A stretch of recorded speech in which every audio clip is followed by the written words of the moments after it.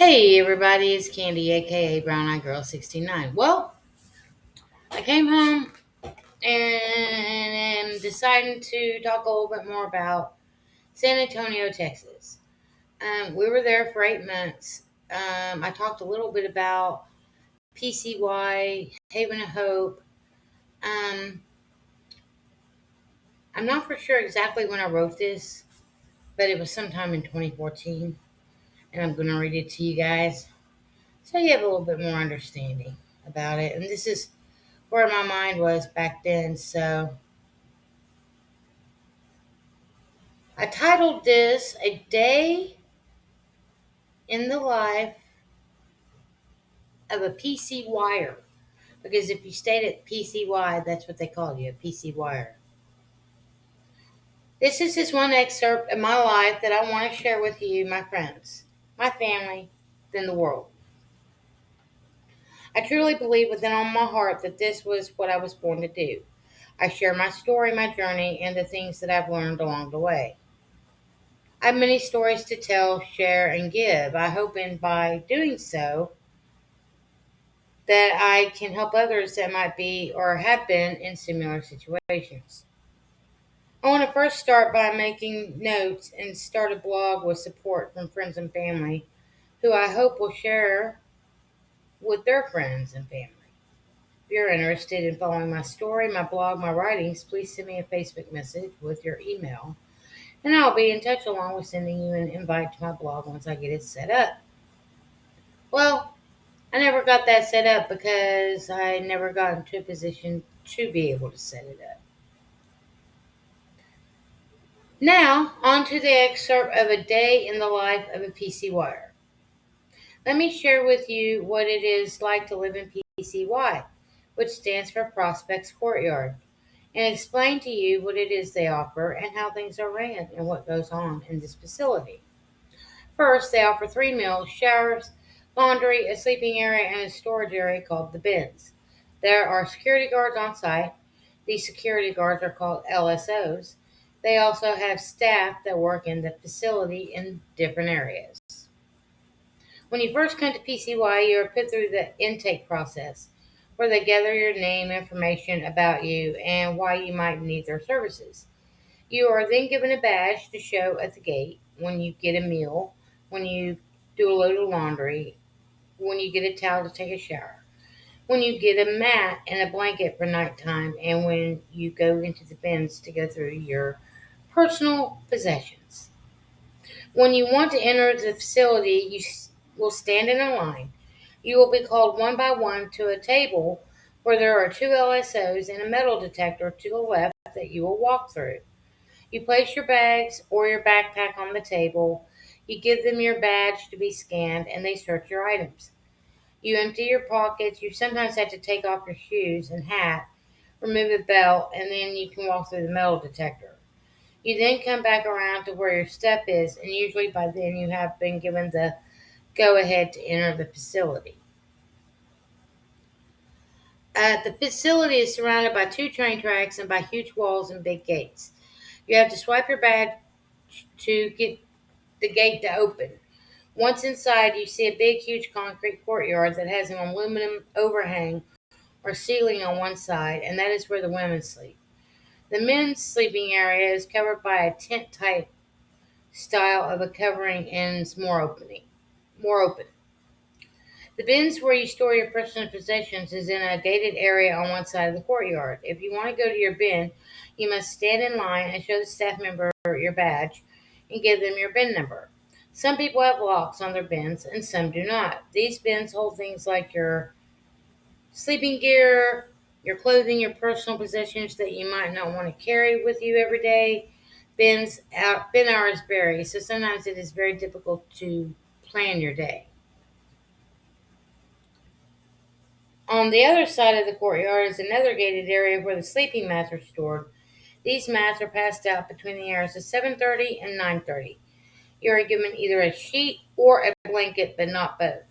You then choose where you will lay your mat and sleep for the night outside. There are fans that run, and in some areas there are lights that stay on at night. As you head towards the building, that is where the chow hall and main office is. You come to the laundry room. You can get your laundry done, but only if there are two volunteers who are willing to work it and do your laundry for you. You stand in line with your dirty clothes and wait for a machine to come available, which then you give your badge, your name, your date of birth, and put your clothes in a basket, to which then the volunteers wash and dry your clothing. Once your clothing is done, they will call your name. This particular process takes anywhere from 2 hours on the low side to as long as 4 to 6 hours on the high side. It just depends on where you are in line and how many machines they have working. The main office is called the Fishbowl. It's surrounded on all sides by glass, and this is where the main staff stay and operate the facility. You can get your medicines there. You can get a towel for a shower, check your mail, get a sack lunch if you're a day laborer, etc.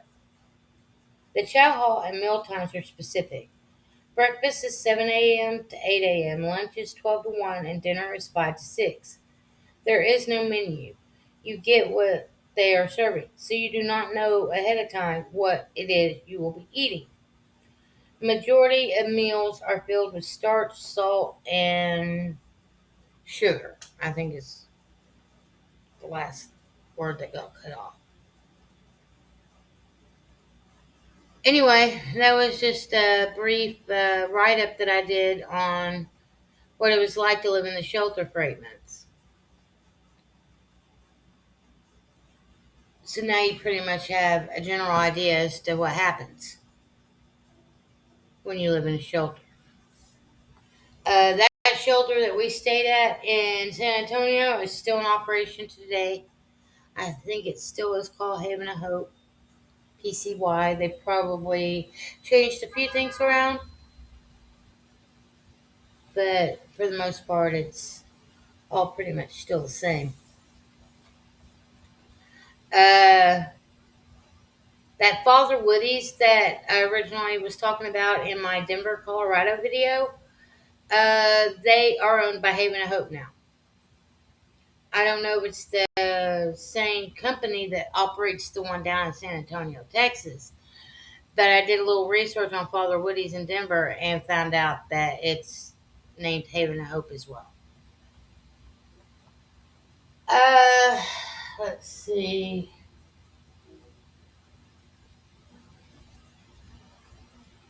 That's pretty much it. We really, really did try to make it there. We really wanted to make it there.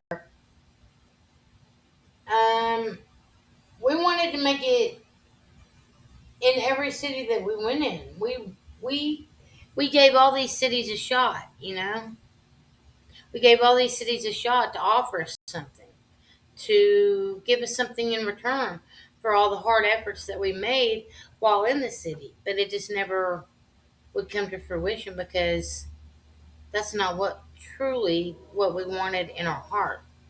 See, I will say that I learned a lot along the way in this journey. And now that it's been all these years since I was in that journey, I can look back on it and see where Daryl and I went wrong and see all the good things that happened to Daryl and I as well. Um, when I was a small child growing up, all I wanted to do was travel. I just wanted to travel and see the world. At one point in time, I wanted to live in the woods when I was a little kid. There was like a little, it's not like a mountain range, but I considered it a mountain when I was a kid because it was so big. But it was just a very tall hill that we used to pass a lot whenever we were going to and from my grandma and Grandpa Howard's house, which was like a 3 hour drive away from here. I can remember being like in third grade, fourth grade, and whenever we was passing this area, it was just full of nothing but trees. I used to fantasize and dream, imagine myself living in the woods. and hanging out with all the animals and washing myself in the creek. And in the mind of a 8 to 9 year old child, that's what they're going to think. They're going to think that that's easy, or that it would be easy. So even as a small child, all I ever wanted to do was, travel, live in the woods. Life gives you your heart's desire. It truly does. Most people are in the position in their life where they are in their life right now because they put themselves there. They put themselves there with their thoughts, and they put themselves there with their beliefs, and they put themselves there with what's in their heart. Daryl and I always got what we wanted. Always. It might not have come to us the way we might have envisioned it in our head, but we always got what we wanted. And we always had what we needed. And we always was taken care of. And we always had people coming at us trying to separate us and drive a wedge between us. And it never would happen. It never could happen. Why? Because Daryl and I wasn't going to allow it to happen. Daryl was my best friend. I've had a couple people comment to me about my homeless journey and how it really does take a strong couple to stay together in a time such as that, situations as that.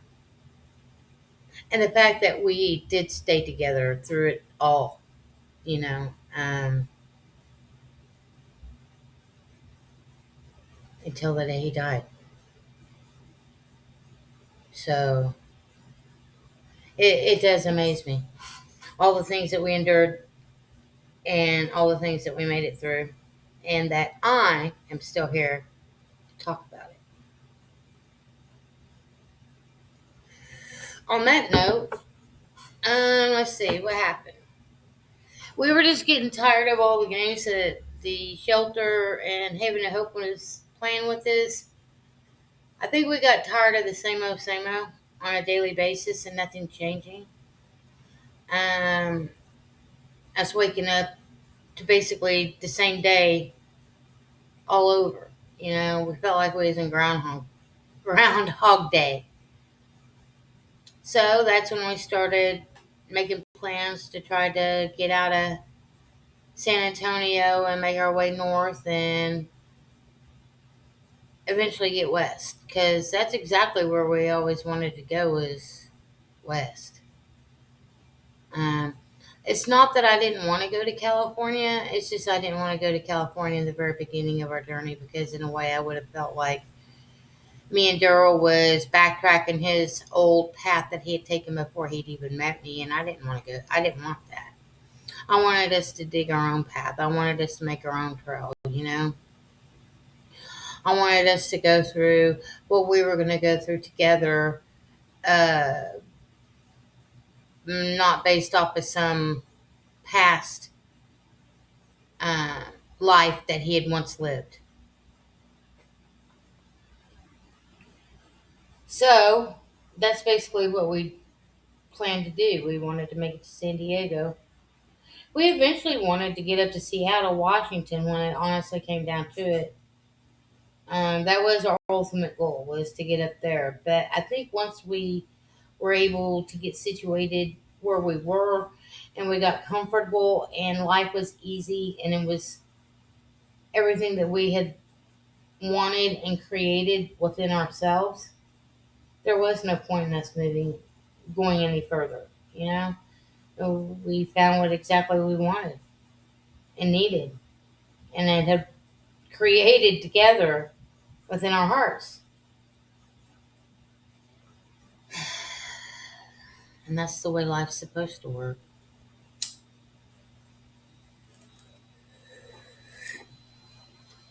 Peace, love, hugs, nugs. Until the next time, I'm out.